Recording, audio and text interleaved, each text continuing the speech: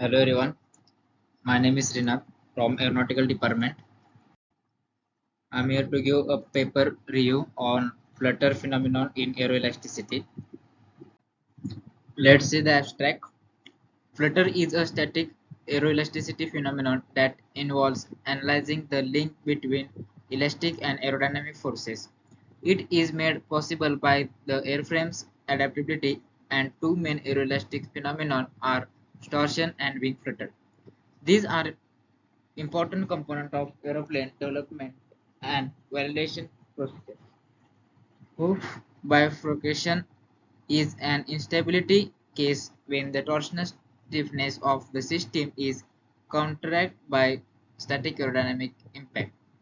Flutter is a fluctuation motion due to instability in aeroelastic influence caused by the interaction between inertial, elastic, and aerodynamic forces. This article provides a better understanding for the phenomenon of flutter and aeroelasticity issues. Problem statement: the design and testing of aircraft structures be improved to better understand and reduce the potential effect of aeroelasticity and flutter on the safety and performance of aircraft. Here the keywords are aeroelasticity, hoof bifurcation, flutter, divergence. Now, introduction of aeroelasticity. The term aeroelasticity describes as a serious instance of issue with aeroplane construction. The link between airframe stability and aerodynamics is strengthened by the lightweight airframes. It involves looking at how inertia, aerodynamic, and elastic forces relate to the control system. Aeroelastic interactions can be static or dynamic, with the contribution of inertia force and elastic aerodynamic and control force. An example of typical aeroelastic contact triangle is shown in figure. Modern aeroplane designs are incredibly flexible, and aeroelastic research is a crucial step in development and validation of aircrafts. Thermal effects can have an impact on aeroelastic behavior, and the release of shocks, buffets, and gusts can be a problem. Here is the aeroelastic triangle. Here A is aerodynamic force, E is elastic force, F I is inertial force.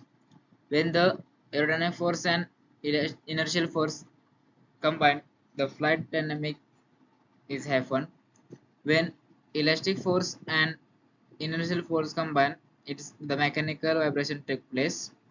When aerodynamic and elastic force combine, the static elasticity, that is divergence and control reversal take place. So this is also called as Fowler's triangle. Static aeroelasticity. Two of the key issues with static aeroelasticity are divergence and aileron reverse. Even aileron insufficiency was covered by what was already said. Here a little focus will be placed on illuminating how this connection affects the aeroelasticity phenomenon. Let's see the divergence. An aerodynamic structural surface, wing or tail, the aerodynamic force common the airflow called lift arise with velocity and angle of incidence through a cross-section area. This can allow the air to curl in the front side of port if the core of pressure is upstream of the elastic axis.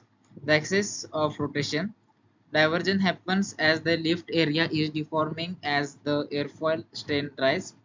In order to rise the add weight or transfer the weight, the fluctuating impact over the framework is enhanced.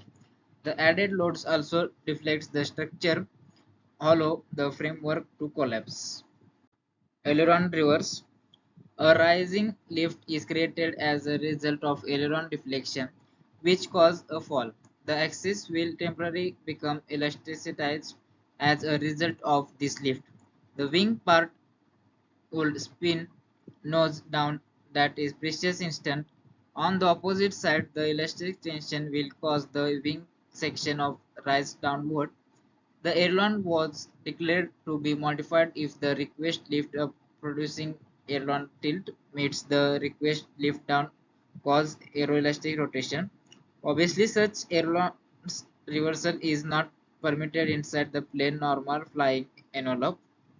In this figure, we can see the undeformed shape of wing, and here are the some mode.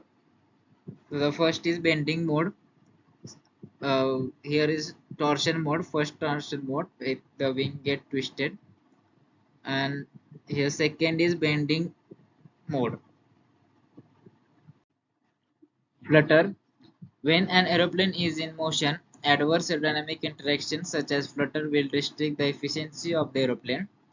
If DGCS is characterized as a flight airplane structural instability exposed or correlated with aerodynamic combination and airflow and elastic forces, and due to the loss of power of flight control system.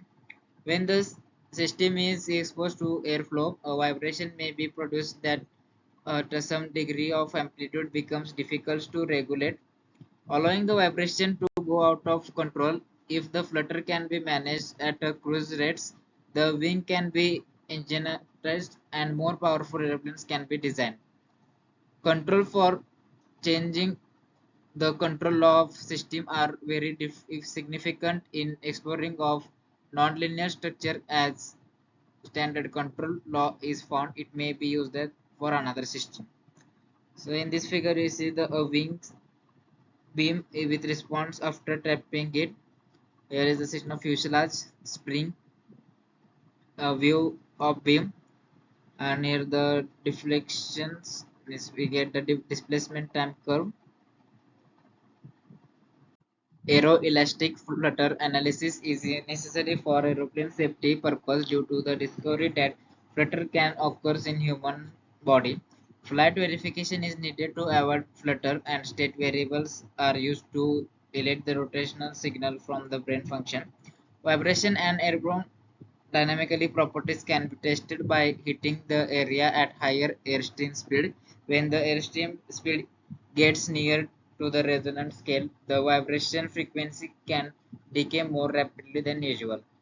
When the airplane wing is moved without even driven by an outside force, in the case of vibrates quickly enough to remain steady as the air stream gets over critical velocity, the pulse continues to consume the power of airflow and vibrate through further amplitude. Aeroelastic flutter analysis is necessary for plane air safety purpose due to discovery that flutter can occur in human body. A flight verification is needed to avoid flutter, and state variables are used to elect the rotational signal from brain function. The procedure for providing theoretical formulation and solution to the flutter process is lengthy. So the conclusion is the ability to analyze the combined effect of structural and aerodynamics uncertainties is the major advantage of the method. It also has favorable computational properties, making it an attractive option for analysis of the system with a large number of modeling uncertainties.